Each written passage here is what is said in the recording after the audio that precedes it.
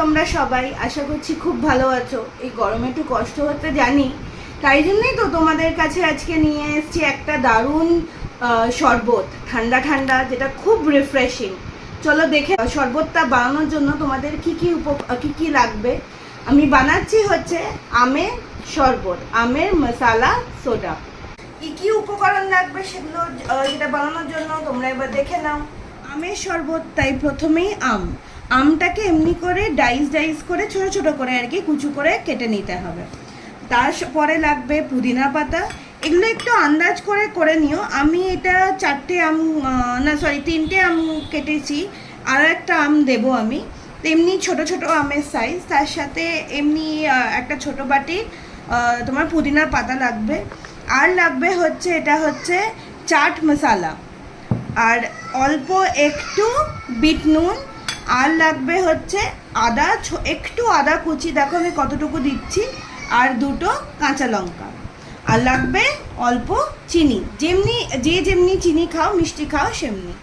তো চলো দেখে নাও আমি কি করে বানাচ্ছি। যেহেতু আমের মশলা সোডা, তাই জন্য আমের সাথে তো সোডাটা খুবই দরকার, তাই জন্য সোডা, যে কোনো কোম্পানি তোমরা সোডা নিয়ে নেবে। আচ্ছা চলো এবার দেখে নাও আমি কি করে করছি। আর আমি আর একটা আম কেটে নিচ্ছি, এমনি ডাইস করে আমগুলোকে কেটে নিতে হবে।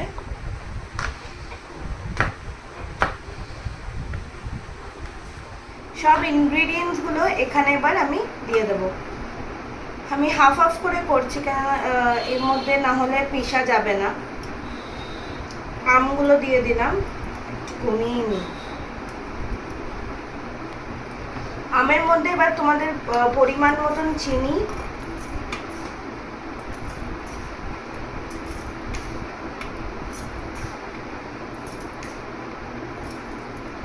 দিয়ে দেবো আদা কুচি,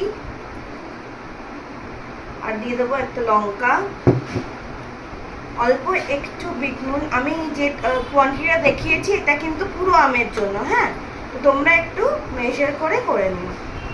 আর দিয়ে দেবো চাট মশালা আর পুদিনা পাতা। দেখো আমি এমনিভাবে একদম ফাইনলি পেস্ট করে নিয়েছি এই সমস্ত জিনিসগুলো, ইনগ্রিডিয়েন্টসগুলোকে। এবার আমি একটা বাটিতে আমি এগুলোকে ঢেলে নিচ্ছি। খালি গ্লাস নিয়ে নিয়েছি। এটা জাস্ট ফর প্রেজেন্টেশন, তোমরা চাইলে স্কিপও করে দিতে পারো জায়গাটা। তো আমি এমনি একটা লেবু নিয়ে নিয়েছি। লেবুটাকে একটু জাস্ট স্কুইজ করে নিতে হবে, যাতে রসটা এখানে বেরিয়ে আসে। দিয়ে সাইডটাকে এমনিভাবে ঘষে দাও। ঘষে দিলে এবার আমি একটা প্লেটে বিট নুন নিয়ে নিয়েছি। এর মধ্যে তোমরা শুকনো লঙ্কা একটু গুঁড়োও দিতে পারো, তাহলে আর একটু কালারটা এনহ্যান্স হবে। কিন্তু আমার কাছে শুকনো লঙ্কার গুঁড়ো যেহেতু নেই, আমি দিতে পারলাম না। দিয়ে এই সাইডগুলোকে এমনি করে নাও।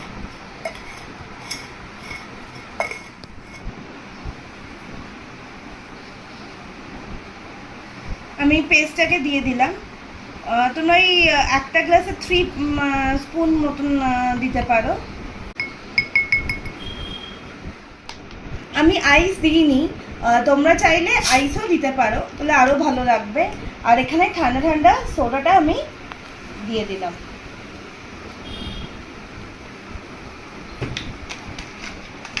দিয়ে এটাকে ভালো করে মিক্স করে নাও।